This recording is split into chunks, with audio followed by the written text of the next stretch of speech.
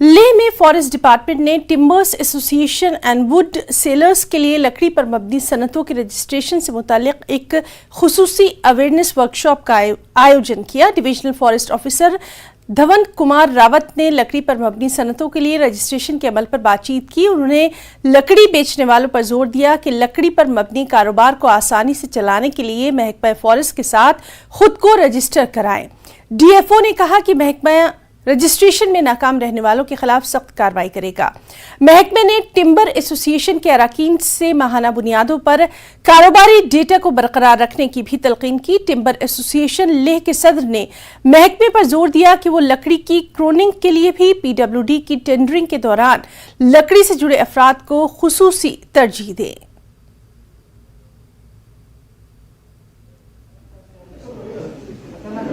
मेरा नाम धवन कुमार रावत है, मैं डिविजनल फॉरेस्ट ऑफिसर ले। और ये जो हमने अवेयरनेस प्रोग्राम आज कराया है ये वुड बेस्ड इंडस्ट्रीज के लाइसेंसिंग प्रोसीजर को लेकर और बाकी जो लीगैलिटीज हैं टिम्बर की उससे रिलेटेड हमने एक अवेयरनेस कैंप चलाया है। और हम इसमें मेजर हमारा एफर्ट ये है कि जितना भी वुड लेह में या लद्दाख में आता है वो सारा लीगल वुड हो। लीगल वुड का मतलब है कि उसका एक प्रॉपर ट्रांजिट परमिट हो, उसका जो सेकेंडरी इंडस्ट्रीज हैं कारपेंट्री शॉप वगैरह उनके पास उसकी रसीदें हों, ताकि जितना भी इलीगल वुड आता है जिनके पास लाइसेंस नहीं है वो लोग ऑपरेट ना कर पाएं। तो इसलिए हमने ये कैंप अभी एडवांस में, क्योंकि सीजन मार्च से शुरू होता है तो हम उससे पहले चाहते हैं कि सब लोग जो इस इंडस्ट्री से रिलेटेड हैं वो इसकी लीगलिटीज समझ जाएं और इसका लाइसेंसिंग करा लें।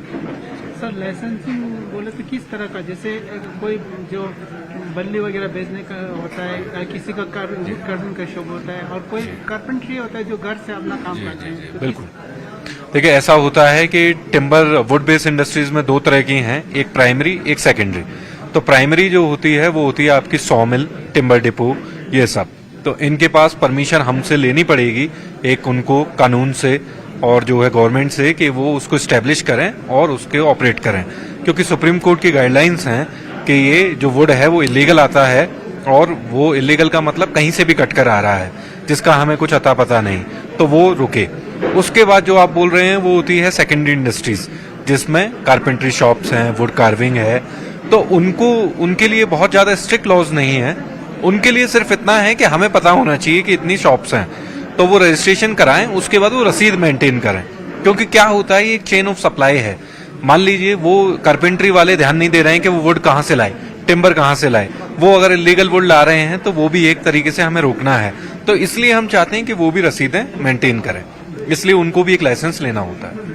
सर, लद्दाख में ऐसा सिस्टम भी होता है जो घर से भी काम करते हैं, कोई कारपेंट्री एक दो असिस्टेंट को लेके, तो क्या उनको भी रजिस्ट्रेशन करना पड़ेगा? जी, घर से जो काम करते हैं उनको एटलीस्ट जो है अपना किसी कारपेंट्री शॉप से रिलेशन रखना पड़ेगा, क्योंकि जो अगर ट्री आउटसाइड ऑफ फॉरेस्ट जिसकी आप बात कर रहे हो कि मान लीजिए उसका खुद पे जमीन पर गांव में एक पेड़ है जिसको वो कार्व कर रहा है, तो उसके लिए उसे इंटीमेट करना होगा रेंज ऑफिस को।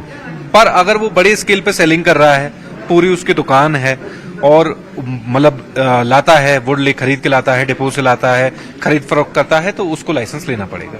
नहीं सर, मेरे कहने का ये मतलब है जो हम लोग जो घर प्राइवेट घर कंस्ट्रक्शन करते हैं तो उसमें जो कारपेंट्री को हायर करते हैं। जी जी जी जी जी, ये आपने एक बहुत अच्छा सवाल किया। मैं बताना चाहता हूँ आपके माध्यम से सबको कि जो घर हैं या जैसे कोई बिल्डिंग बन रही है उसका टेंडर हुआ या कोई भी बड़ा प्रोजेक्ट चल रहा है जहाँ पे वुड का काम हो रहा है, वो रजिस्टर्ड कारपेंटर से ही कराना होता है। उसमें अभी जैसा मैंने देखा है, ऑब्जर्व किया है, वो ये है कि कोई भी आकर उसमें काम कर रहा है, जहां से लकड़ी आ रही है वो किसी को पता नहीं। जैसे कोई बिल्डिंग बन रही है उसमें वुड का काम है, खिड़कियां बन रही हैं, पर उसकी वुड कहां से आई है किसी को नहीं पता। ठेकेदार को दे दिया गया, ठेकेदार कहां से सोर्स करके लाया है वो पता नहीं। ये हमें स्टॉप करना है। तो जो कारपेंट्री जो आपने वो बात बोली वो बिल्कुल ठीक है। जो रजिस्टर्ड कारपेंटर्स हैं जिनके पास लाइसेंस है, जो लीगल वुड लेके आ रहे हैं, उन्हीं से काम कराया जाए। निमिंगा Sonam रिक्जिन जचनले nga wood carving and carpentry president inle dena ngacha diring sakpa gormeni las mangse daksa sakpa manam thoba miluk jere ngacha jua fulpin ene ngacha singkhan sangmala ga department sangmas nangme chorugle ene ga association dakse contractor union chik chai PWD chik sangmas ngacha nangme churuk ngacha sangme last po ngacha sonokle ene pantos po khongon nenduk yale ya jogla gyagar pa mi sangma yongse kana garu rang machine dang se minda churuk ene de sangma ngacha forest afsar la ngacha jua pulpin do jospo dina deonga dul margos registration gani mi mula ngacha wangcha thopgos ngachi skill bo gyala chagos ngacha pantos jonggo zerchas bo ngachi 좀 아주 신칸 애소시에이션 상매 쪽나 옛날 주와 불bil래.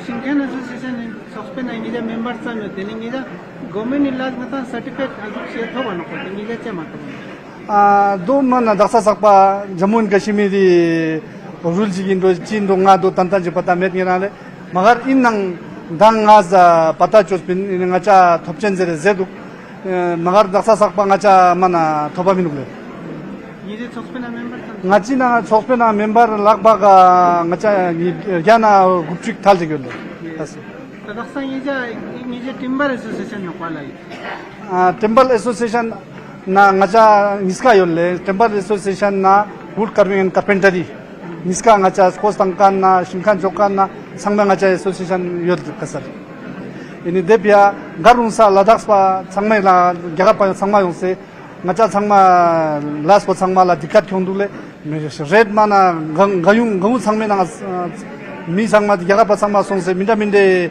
왕차 콜도 도 상마 ngacha di association mi gyude 도 상마 ngacha 년 잠년 ngacha 도 상마 좀 이축자시 갈켈 버튼서 नक्साता Ladakh से UT government ने आता government building में मो पे शिंगसक ताने हो ते समा चला समस्या दे जन्ना स्पेरा दुपकाले जन्ना गारुन साना ngachi गुल कर्विंग एसोसिएशन का माचवा कंगथात खोंरांग का ठेकेदार खोंरांग सांगरा शरुले दासे होटल पा उनला मिंदा फैसिलिटीज गवर्नमेंट ने थोप सेनो दोमुला ngacha माना नंगताक माचवा इन फोंग रंग मशीन खेरे रंग इज मिंदा गगर बाय क्योंसे या आजू दोना क्योंसे मिंदा जोसे खोंस मंख्या ओसला शुरू लद्दाख के गांव गया से ताल्लुक रखने वाले एक खाना बदोश ने अपना पूरा बचपन पहाड़ों में अपने मवेशियों याक और भेड़ों को चराने में गुजारा, लेकिन किस्मत ने उनका साथ दिया। न सिर्फ किस्मत बल्कि उनकी मेहनत और लगन की वजह से आज वो एक बेहद सक्सेसफुल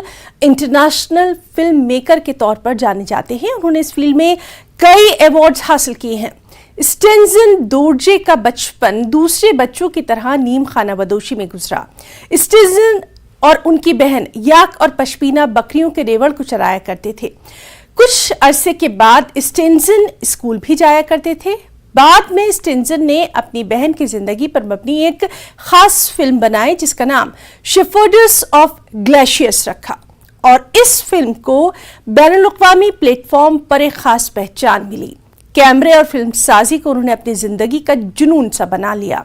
स्टेंजन डोरजे ने लेह में हिमालयी फिल्म हाउस की बुनियाद रखी। इसमें उन्होंने इलाकाई, कौमी और बैनुल-अक़वामी मसाइल पर नुमाया फीचर फिल्में और डॉक्यूमेंट्री फिल्में बनाई हैं।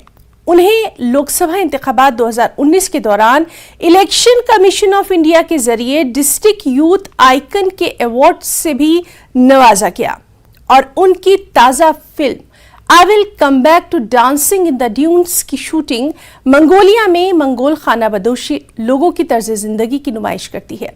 इस फिल्म ने उन्हें बैनुल-अक़वामी माउंटेन फिल्म फेस्टिवल ऑर्डिनेंस में अवार्ड से नवाजा गया।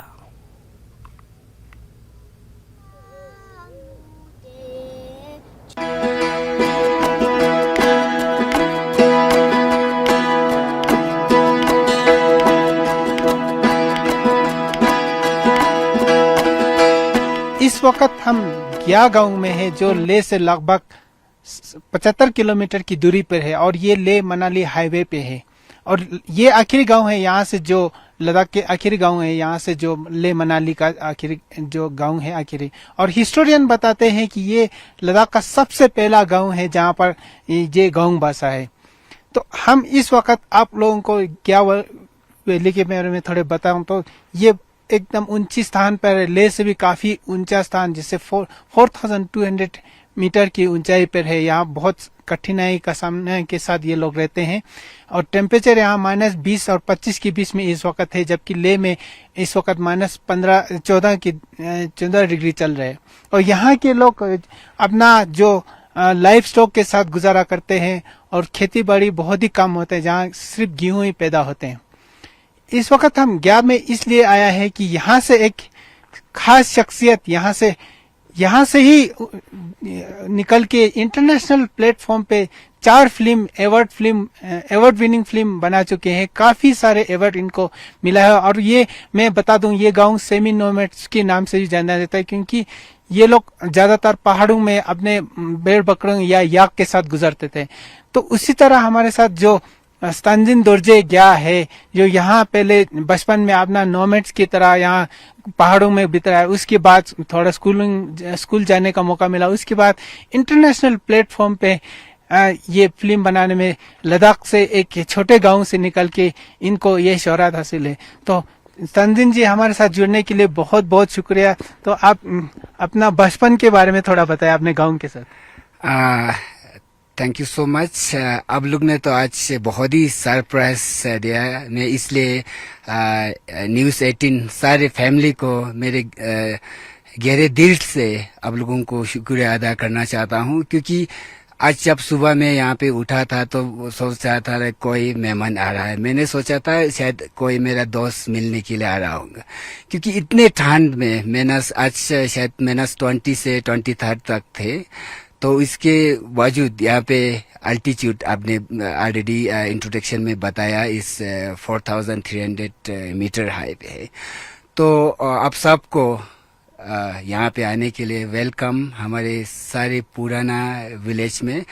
तो जी हाँ गुरुप जी, मेरा बचपन जो था थोड़ा सा अलग था, क्योंकि जब मैं अभी सोच भी नहीं सकता हूँ, क्योंकि मैं दूसरे जन्म में अभी लगता हूँ। क्योंकि जब मैं छोटे थे तो यहाँ से भी थोड़ा सा आगे दूर, अब यहाँ पे वो सारे पहाड़ देख रहा है ना, वहाँ के पीछे हमारा कैंप बसते थे। तो हमारा फैमिली में अराउंड तकरीबन 400 से 500 पश्मीना गोट्स होते थे। तो उस वक्त हमारे पास कम से कम अराउंड लाइक 50-70 याक्स होते थे। तो मेरा जो बचपन था, मैं एक शेपर्ड्स ही थे, क्योंकि उस वक्त अभी भी मैं यही सोचते हैं वहाँ पे, जब भी अभी सारे ये जो पहाड़ देखते हैं ना, जब भी ये सारे वैली देखते हैं, तो यही मेरा स्कूल है, यही मेरा यूनिवर्सिटी है, यही मेरा कॉलेज है। तो सारे जितने भी वहाँ पे पश्मीना गोट, शिप या हॉर्सेस था, वो मेरा क्लासमेट थे। अभी मेरा यही गहरे दिल से ये अंदर होते थे। वहाँ पे स्नो लेपर्ड्स होते हैं, वुल्फ्स होते हैं, ईगल्स होते हैं, वो मेरा क्लासमेट और फ्रेंड्स थे। इसी हिसाब से जब मैं 14 इयर्स तक था, तब तक मुझे आउट वर्ल्ड होता क्या है, एजुकेशन है क्या है, क्योंकि जितना भी मुझे यहाँ मेरा जो पेरेंट्स करते थे उसी की ट्रेडिशंस पे, उसी जो करते वही ही करते थे।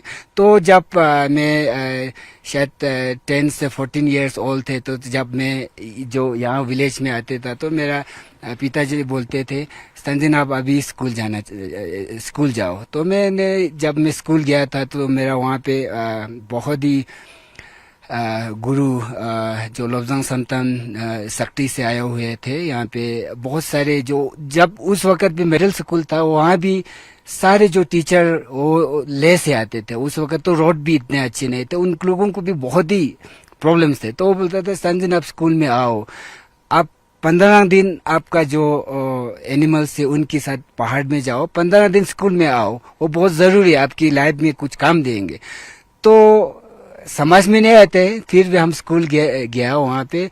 तो उसी हिसाब से थोड़ा सा यहाँ पे जो भी इस गांव में जो बारले उगते हैं, जो बहुत लाइफ बहुत टफ था, मगर जब अभी मैं उसके बारे में सोचते थे तो मुझे ये महसूस होता था, वो जो टफ लाइफ मेरा था, वो आज मेरा सबसे बड़ा अवार्ड मुझे मिल गया, क्योंकि इतना अच्छा मुझे रूट मिला। तो उस हिसाब से जितना भी अभी मुझे मेरे दर्शकों, मेरे फ्रेंड्स ने मुझे फिल्म बनाने की जो मौका दिया था, वो सारे वो रूट से जुड़ा हुआ है। तो इसी हिसाब से मेरा बचपन जो था वो थोड़ा सा वेरी रफ और वेरी टफ था। व्यूवर्स को मैं ये बता दूं, ये अपने सिस्टर के साथ पहाड़ों में जहाँ जो पश्मीना गोट के लिए चारागाह ढूंढने के लिए कैंप लगा के जगह जगह घूमते थे। उसके बाद इन्हें अपने सिस्टर ने भी इनको सजेस्ट किया कि आप जाके स्कूल जाओ। अभी मैं बता दूं कि इनकी सिस्टर अभी भी पहाड़ों में 300-400 बकरियों के साथ अभी भी है, लेकिन इन्होंने उनको छोड़ के फिर अपना एजुकेशन हासिल किया। तो इसके बारे में बताइए कि कैसे सिस्टर ने आपको सजेस्ट किया शुरू में। जी हाँ, ये एक क्या होते थे, जब हमारे पास पहले मैंने आपको बताया था जो 400 से 500 हमारा शीप्स एंड गोट्स होते थे। तो जो स्ट्रॉन्ग शीप्स एंड गोट्स है वो मेरे सिस्टर लेके जाते थे, क्योंकि यहाँ पे जो भी पश्मीना शीप्स एंड गोट्स जो पालना होता है वो बहुत ही मुश्किल होते हैं। -32 तक टेम्परेचर जाते हैं। तो सर्दियों में तो बर्फ उस वक्त कम से कम 12 to 13-14 इंच पड़ते थे। फिर उससे बहुत स्ट्रॉन्ग विंड होते, तब हमारे पास ऐसे जैकेट नहीं होते, ऐसे अच्छे शूज नहीं होते हैं, बहुत ही मुश्किल सामना करते थे। तो मेरे सिस्टर बोलते थे वो सब मैं संभालूंगा, आप जो छोटे जो कप्स होते हैं शीप्स एंड गोट की, तो वो मैं संभालते थे। तो उस वक्त जो यहाँ के आगे जाके एक छोटा सा वैली है, उसका वैली का नाम है क्यामर करके। वहाँ पे एक आगे जाके एक ईगल नेस्ट था, और उस ईगल नेस्ट में मैंने ये देखा था, क्योंकि एक दिन जो ईगल का जो पेरेंट, जो फादर और मदर थोड़ा सा कुछ लेके वो जो थोड़ा सा जो गुफा सा था, उस गुफा में वो ईगल रोज जाते थे। तब 1-2 दिन में क्या हुआ था, मैं उस ईगल को एवरीडे में उसको ऑब्जर्व करते थे। एक दिन मैंने सुना था, एक छोटा सा आवाज सुना था, तो उसमें छोटा सा ईगल का जो बच्चे निकल के आते थे। तो मैं तो यार क्या लाइफ यार, बहुत ही इंटरेस्टिंग। फिर उस जो ईगल की फादर और मदर ने उसको क्या करते थे, वो खाना तो बहुत अच्छा देते हैं। उसके बाद वो जो ईगल को बाहर जाने के लिए दोनों उसको धक्का मारते थे। तो मुझे इतना गुस्सा आता था उस वक्त। अभी मेरा हिंदी इतना अच्छा नहीं है, जो भी वो क्या कहते हैं सेलिंग इंग्लिश में कहते हैं। मैं तो इतना छोटा था, वो पहाड़ छोटा सा पत्थर फेंकते थे।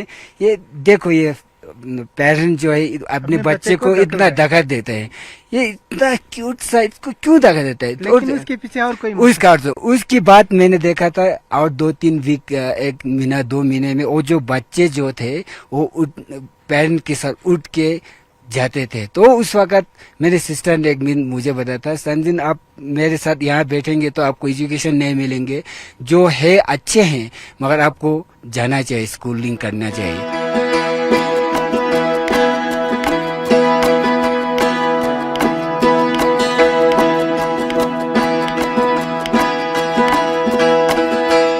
फिल्म में रुचि कैसे है, इसके बारे में थोड़ा हमें बताइए। जी हाँ, जो यहाँ पे जो हमें एक परंपरा रहा है, जिसमें अगर लोग को हम ये बताते हैं हम फिल्म बनाते हैं, तो लोग बहुत ही हैरान होते हैं फिल्म मेकिंग होता क्या है करके।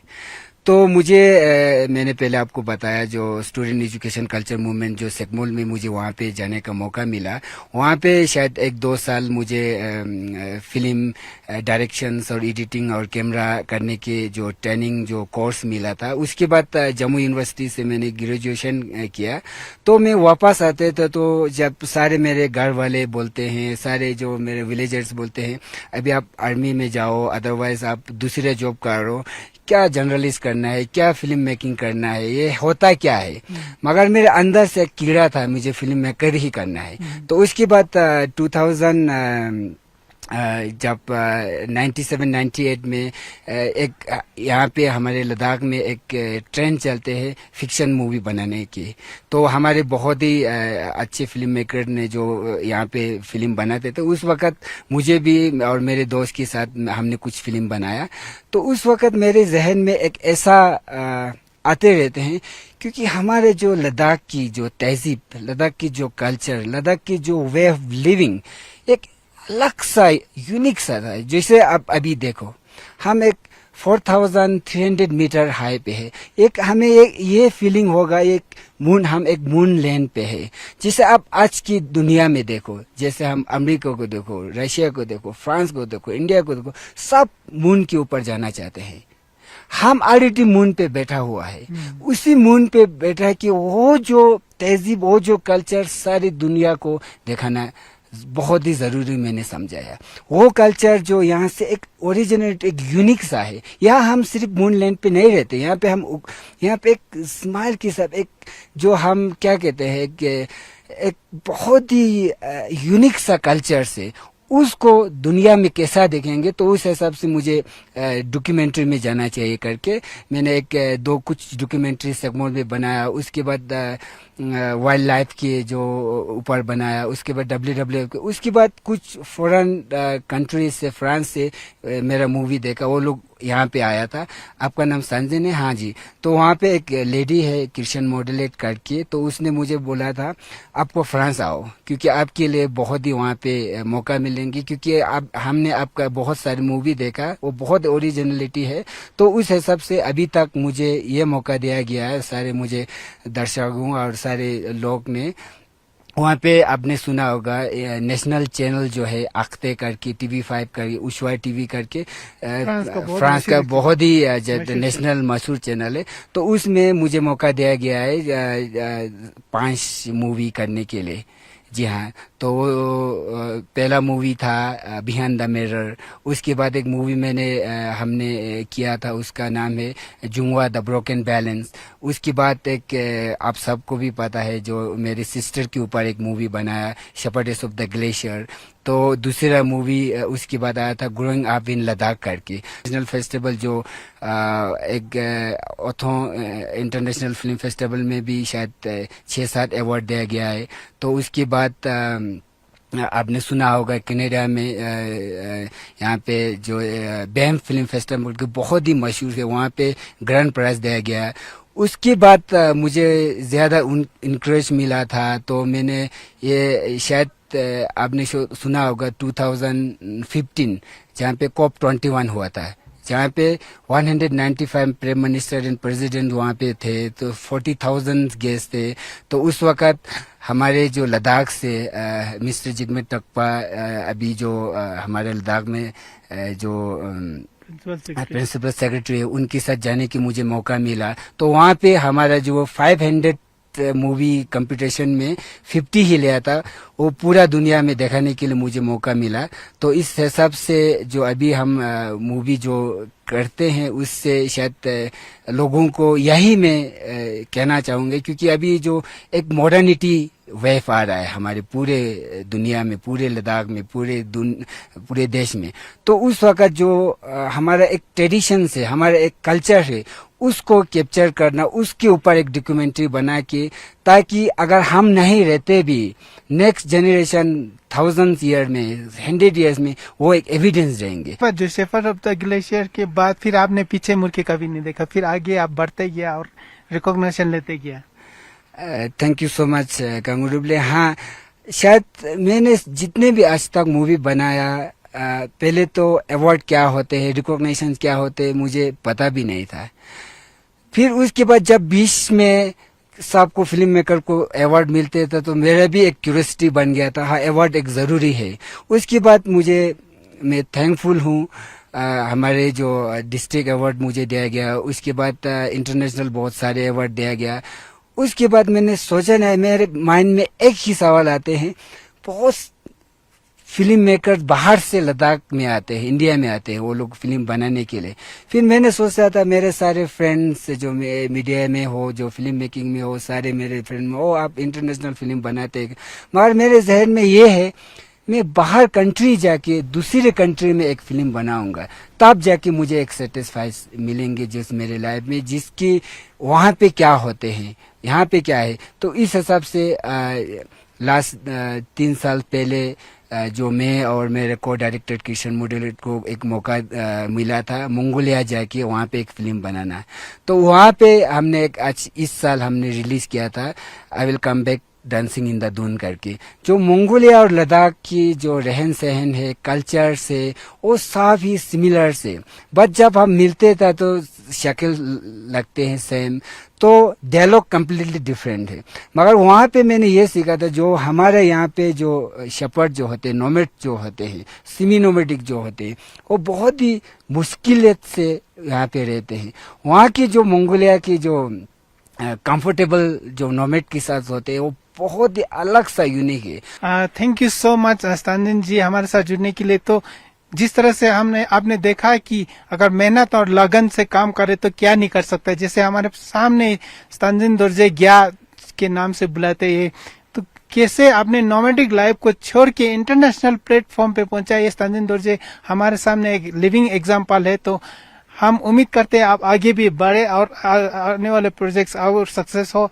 हम इसी दुआ के साथ आपसे विदा लेते हैं। थैंक यू सो मच हमारे साथ जुड़ने के लिए। Thank you so much news 18। तो कैमरामैन सोनम रंजन के साथ मुरुप स्तांजन ग्या से।